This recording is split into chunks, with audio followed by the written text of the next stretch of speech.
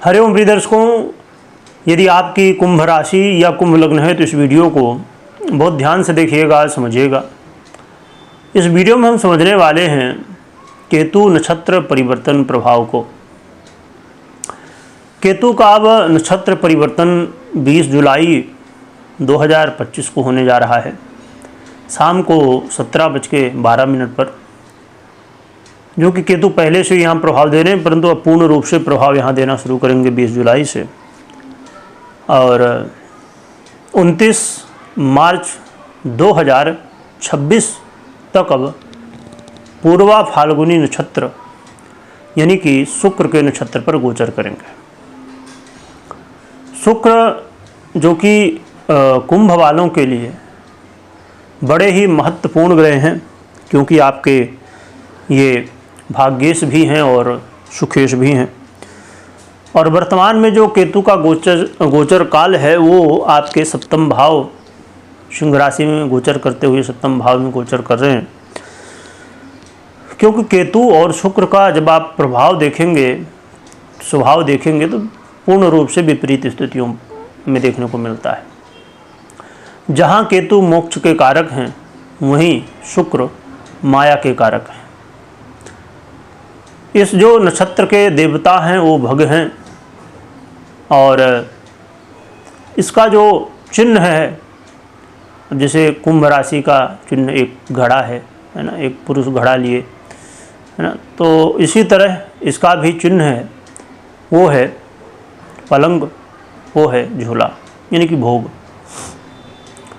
जहाँ एक तरफ शुक्र प्रेम, लग्जरी, सुख, संसारिक चीज़ें, माया की चीज़ें, सौंदर्य, इन सब तान गान फिल्म इत्यादि का आधिपत्य रखते हैं, वहीं पर केतु वैराग्य, गहन अध्ययन, किसी भी विषय में अब यदि कोई व्यक्ति समझिए कि बहुत गहराई से यदि विचार कर रहा है, वहाँ केतु का भी प्रभाव देखने को मिल जाता है। किसी को यदि कोई समस्या है जीवन में और उसको समस्या तो है, परंतु समझ में नहीं आ रहा कि समस्या क्यों है, क्या है, तो यहाँ पर केतु का प्रभाव देखने को मिल जाता है। अब जैसे किसी को कोई बीमारी हो गई, अब भाई उसको तकलीफ़ है, वो दिखा रहा है बार बार डॉक्टर को कि हमको ये तकलीफ़ है, पर डॉक्टर बोल रहा है अरे कुछ तो है नहीं, कुछ निकल नहीं रहा, आपने बहुत सारी जांच करवा ली। तो ऐसे में केतु का प्रभाव देखा जाता है। अन्य ग्रहों का भी हो सकता है, पर ज़्यादातर केतु का प्रभाव ऐसी स्थितियों में, यानी कि यदि केतु जन्य तकलीफ़ें, बीमारियां हो जाएं, तो उनको पकड़ पाना मुश्किल हुआ करता है, क्योंकि केतु अपने आप में रहस्य है। जितने साधु संत सन्यासी इत्यादि हैं, यानी वैराग्य, तो इनमें केतु का बड़ा प्रभाव, अच्छा प्रभाव इनके लिए रहता है। तभी ये वैराग्य की ओर केतु, यानी कहा जाए यदि मूल रूप से यदि आप एक शब्द में समझें, तो जहाँ केतु मायापति से मिलाने की कोशिश करता है, यानी मोक्ष की ओर, वहीं पर शुक्र मायापति के माया से मिलाने की कोशिश करता है। तो ये प्रभाव है, यानी विपरीत। अब केतु का गोचर काल कैसा प्रभाव देगा, ये समझते हैं।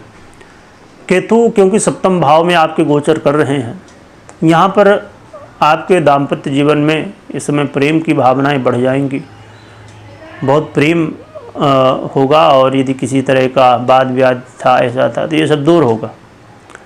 आपस में बड़ी अच्छी स्थिति बनेगी। व्यापारियों के लिए भी बहुत बढ़िया है। और ये आपके भाग्येश भी हैं, तो कई सारे ऐसे काम होंगे जो कि आपके बनने शुरू हो जाएंगे। सुखेश भी हैं। भाग्येश कौन है? शुक्र है, जिनके नक्षत्र पर हैं, और सुखेश भी हैं शुक्र, तो इस सुखों में वृद्धि भी करवा देंगे। संसारिक चीज़ें जो हैं, आप इस समय सजना संवरना, है ना, और ये सुंदरता की ओर भी आपका ध्यान आकर्षित होगा। तो मन जो है कई बार विपरीत के प्रति आकर्षित हो जाएगा, मन में भावनाएं बहुत सारी होंगी, और अंतर्द्वंद की स्थितियां भी बनेंगी। कई बार मन ऐसा होगा कि भैया प्रेम में बह जाएं, कई बार ऐसा होगा कि भैया ये प्रेम तो बड़ा गड़बड़ है।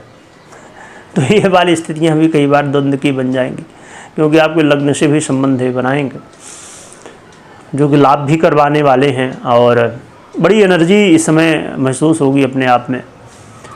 तो ये चीज़ें होने वाली हैं। परंतु यहाँ पर जब कहते हैं ना, कोई भी चीज़ की बहुत ज़्यादा अधिकता हो जाए तो फिर उस चीज़ से मन भर जाता है।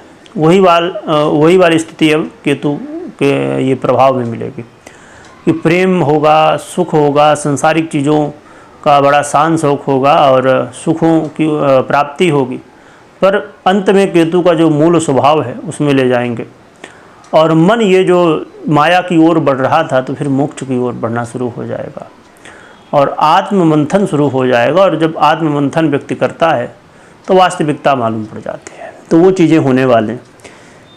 क्या उपाय करना चाहिए? तो इसके लिए सबसे सरल साधन है कि शिव परिवार की आराधना करिए, जिससे आपके जीवन में कल्याणमय स्थितियाँ रहें। बाकी हमेशा ये बहुत महत्वपूर्ण है कि यदि किसी की केतु की महादशा अंतर्दशा चल रही है और आपकी कुंडली में भी सेम स्थिति है केतु की, तो ये प्रभाव आपको मिलेंगे।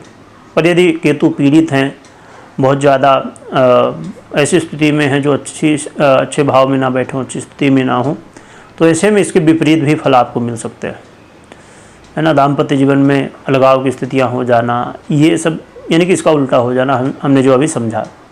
इसीलिए ज़रूर अपनी कुंडली को एक बार देखिए, समझिए, इसके बाद ही निर्णय लीजिए और उपाय करिए। वीडियो देखने के लिए बहुत बहुत धन्यवाद।